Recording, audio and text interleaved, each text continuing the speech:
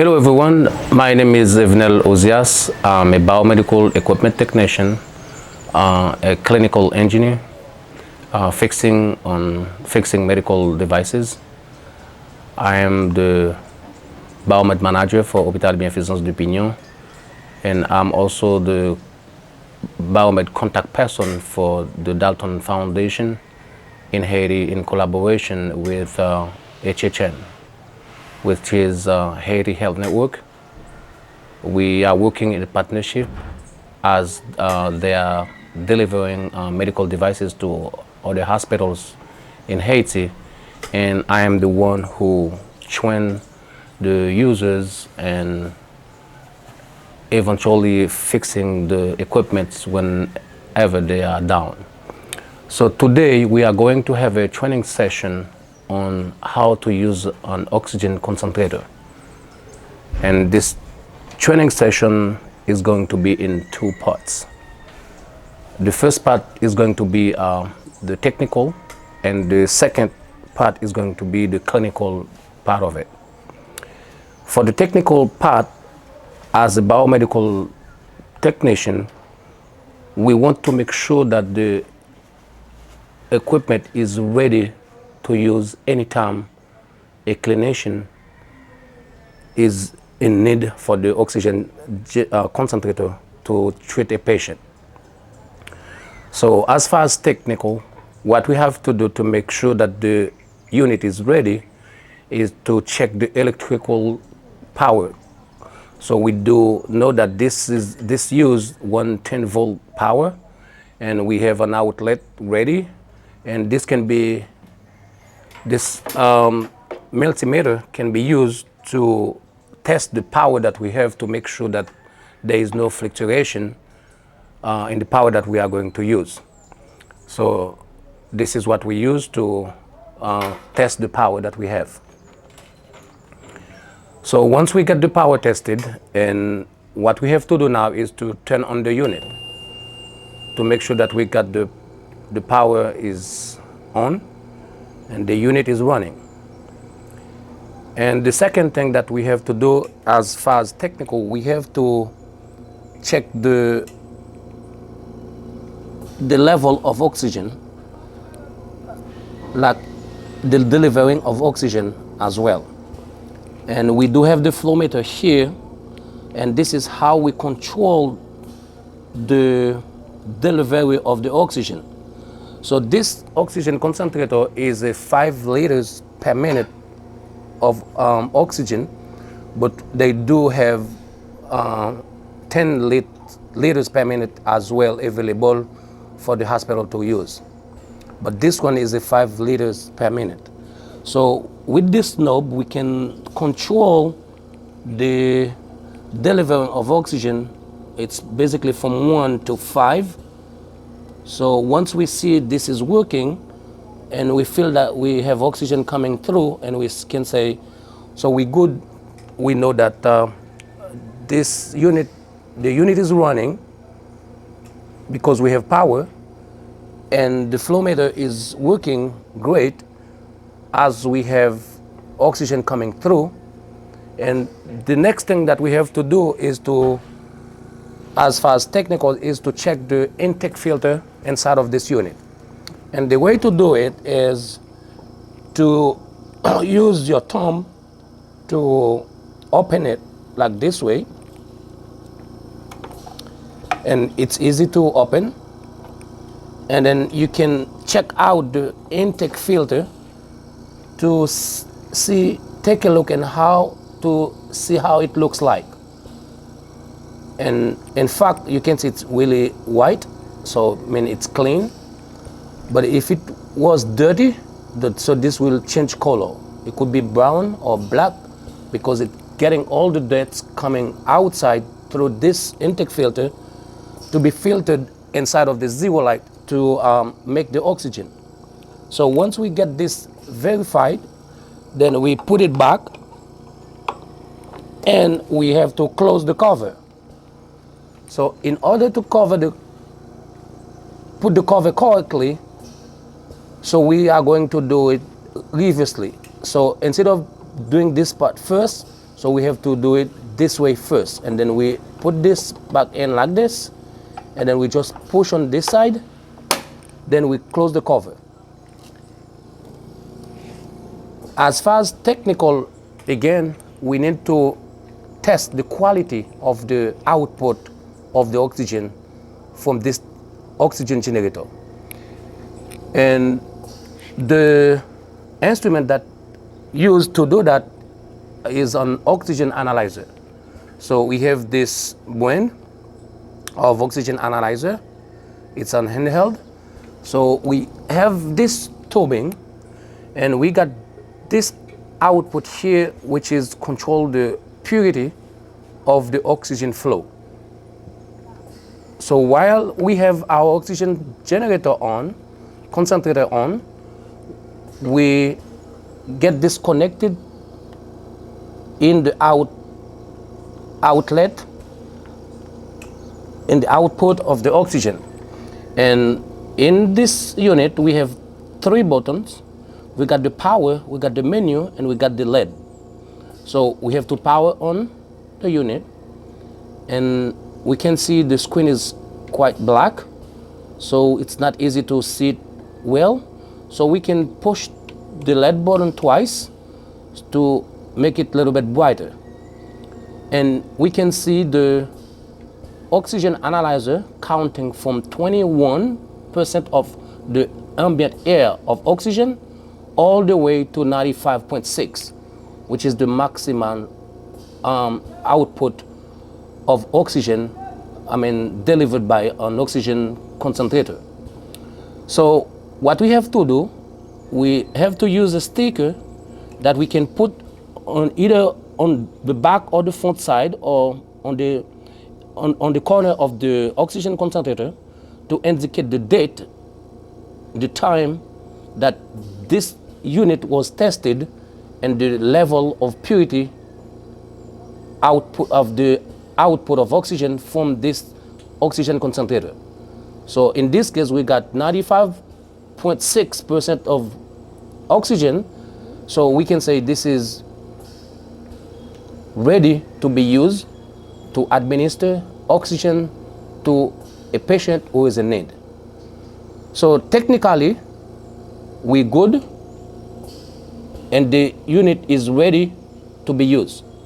So I just power off the unit to take it back. And one thing that we have to be cautious whenever we are using this oxygen analyzer, make sure that we do not use humidifier with water, because this is not this is a non-waterproof. So if water gets into this, so we are going to lose it, and it's very expensive. It's about more than $300 US. We don't want to lose it. So now we are going to start the second part, which is the clinical part of it. It's like where the doctor is using it, the oxygen concentrator, or the nurse is using it. The nurse or the doctor need to make sure that they have all the accessories available to administer the oxygen to the patient. First of all, we need distilled water. It's recommended to use distilled water, not water from the sink. Because if we use water from the sink, it will build some bacteria, and the bacteria can go to the lung of the patient. And that's why it is required to use distilled water instead of any other water. We have our humidifier bottle that we are going to use to put the water in. There is a minimum and maximum level whenever you fill in this with water. So, as I said, we take our distilled water and add water up to the maximum level, not full of water. And then we have to make sure that we put the lid tightly. And then in this particular oxygen concentrator, which is an EverFlo, This is the place where you have to put the humidifier bottle. And then we have to tighten it well so that it would not fall down. And then we are going to connect this tubing from the output of oxygen to the input of the bottle of humidifier. So we connect it here. That's the input of the oxygen. And then we connect it here where the oxygen is going out. And once we get it connected, you can see the water bubble. Means that we have oxygen coming through the oxygen concentrator and ready to be used for the patient. Now, we have our patient ready, and it could be an infant, it could be an adult, and then we are going to use cannula nozzle to administer the oxygen to the patient. So if it is an infant, we can use a nasal cannula for infant. But if it is an adult, then we use nasal cannula for adult. In this case, it is an adult, so we are going to use this one. And this is the output for the patient. We connected it here. And then put the nasal cannula on the neck of the patient this way. But before you do that, as a nurse or a doctor, you need to make sure that you test it to see if you have oxygen coming through. And I can feel the oxygen coming in. Then I use it here. I place it this way. And I use this little thing here to make it a little bit tighter. Then I can say my patient is now taking oxygen. But it is very important when a doctor or a nurse is giving oxygen to a patient, either using a bottle, a cylinder, or either using an oxygen concentrator that is giving oxygen right away, it is required to use a pulse oximeter to monitor the saturation of the patient. The normal saturation is between 90 and 100%. So if we have a patient below 95, 90 or below 94, we need to have oxygen ready for this patient. And once the patient is taking oxygen, we need to use the pulse oximeter and using the index to monitor the saturation. In this case, I can see my saturation is 100%, 99, 98, 100, and my heart rate is about 100, 112, 99. This is a good saturation rate, and this is the good heart rate as well. But no, generally my saturation is about 96, 97. But I suspect while I'm on oxygen, it's 98, and sometimes 99, and sometimes 100. So it means that with the ambient air, 21% of oxygen, I'm good. If I needed more oxygen, that's when they will put me on oxygen. So it is required to have the pulse oximeter on the patient so that you make sure that you do not give more oxygen than what the patient would need. Because the oxygen is considered as a medication and it's good for health, but sometimes it's toxic for the health as well. It's good whenever you take it when you need it, but it's kind of toxic whenever you get too much of oxygen. So this can cause damage in your brain. That is why it is 100 required to whenever administering oxygen to a patient, you have the pulse oximeter ready to monitor the saturation. And if you see you have a patient on on oxygen, and you can see the saturation is like 198, it would be like the time now to remove the patient on oxygen and to kind of observe the patient to see the tendency of the saturation rate. Is it like stable or is it like going down? So if you see it's going down, then you say the patient cannot live without oxygen. So you still need to provide more oxygen. But if you remove the patient from oxygen and you see the saturation is basically stable and not going down, and you say, okay, this is a good sign, then this patient can live without oxygen for now. And it's now the time to just remove it completely.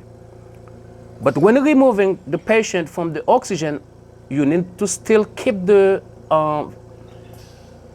pulse oximeter on the patient, because you still want to monitor the saturation rate of the patient while he's out of oxygen.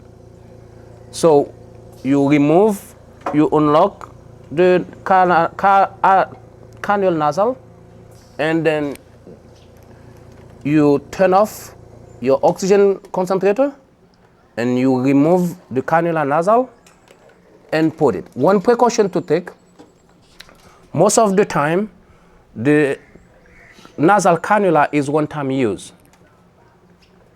but can be used several times for the same patient. But if you have two different patients, you need to have one nasal cannula for each patient.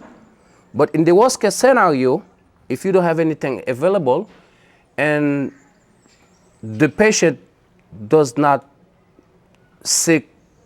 have bad sickness, then you can, for hygiene, you can do the asepsy and then use it for another patient. But it is required that we use one cannula nasal for one patient.